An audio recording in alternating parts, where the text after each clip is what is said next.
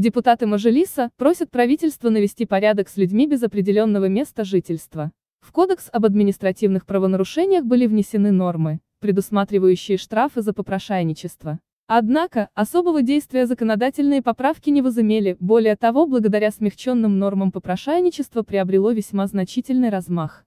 Настораживает, когда людей в инвалидных колясках привозят к точкам попрошайничества и высаживают работать, а в конце дня у них забирают всю выручку. Это настоящие группировки, которые сделали из попрошайничества бизнес.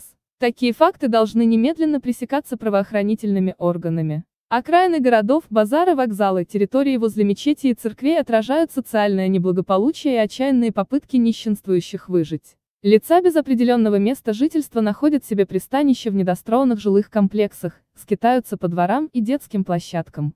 В большинстве эти люди являются алкоголиками, наркоманами и носителями различных серьезных заболеваний, от которых они, понятное дело, не лечатся. По мнению депутатов, не уменьшающееся количество бездомных, просящих милостыни людей, что такими репрессивными мерами, как штрафы, эту социальную проблему не решить. Правительству необходимо разработать более разумные меры по решению этой насущной проблемы. Подавляющее большинство лиц без определенного места жительства и попрошаек стали вести асоциальный образ жизни не потому, что их зажали в тиски непреодолимые жизненные обстоятельства, а из-за элементарной лени. Сердобольные граждане совершают большую ошибку, давая им милостыню и таким образом поощряя тунеядство. Наше подаяние развращает их. Нужно последовать примеру зарубежных стран, в которых штрафуют не попрошаек, а тех, кто им подает.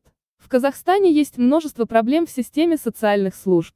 В частности, центры-приюты для лиц, ставших жертвами бытового насилия, не принимают женщин, если у них нет соответствующей бумаги из полиции. Из-за бюрократизма женщины, оказавшиеся в сложной ситуации, вместе с детьми оказываются на улице, а потом и вовсе выходят просить милостыню. Если строгие правила приема женщин в такие центры-приюты связаны с дефицитом мест, то неуместнее ли ставить вопрос о дополнительном строительстве такого рода социальных учреждений? Депутаты попросили ответить, какие меры принимает МВД в целях недопущения организованных группировок, эксплуатирующих труд попрошаек, проинформировать, ведется ли в стране идентификация лиц без определенного места жительства.